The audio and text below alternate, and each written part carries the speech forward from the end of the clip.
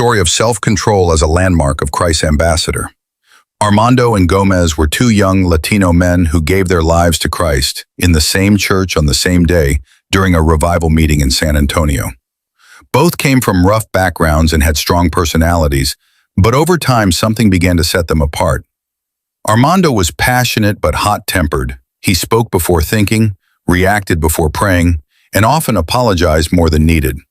Though he loved the Lord, he wrestled daily with his tongue and fists.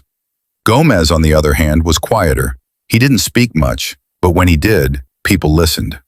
He was slow to anger, quick to forgive, and steady in spirit. One Saturday afternoon, after an evangelism outreach, a group of guys from the neighborhood mocked them. One shoved Armando hard. The old Armando rose, fists clenched, heat in his chest. But Gomez gently placed a hand on his shoulder and said, "Hermano, this is your bowl of stew." Confused, Armando asked, "What?"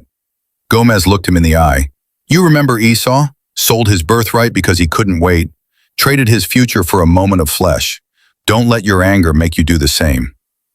Armando froze, then lowered his arms, took a deep breath, and walked away from a fight, for the first time in a long time. They walked in silence until Gomez added, "Self-control isn't a weakness, bro. It's war. It's choosing legacy over feelings. It's walking like Christ even when everything in you wants to do otherwise. Jesus could have called down angels, but he chose a cross. If he's our model, then restraint isn't soft, it's powerful." Armando didn't say much, but the lesson landed.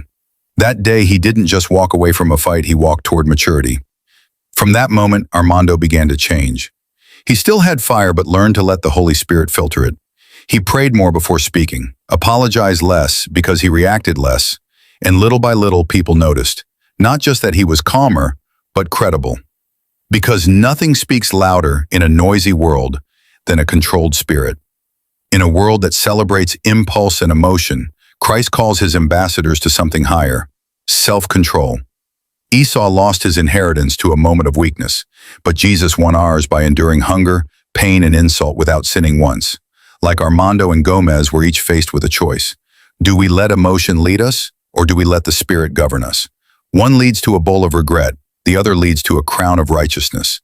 And that choice will define not just our witness, but our walk. If this story inspired you, don't keep it to yourself. Please subscribe, like, and share it with someone who needs a reminder of what truly matters.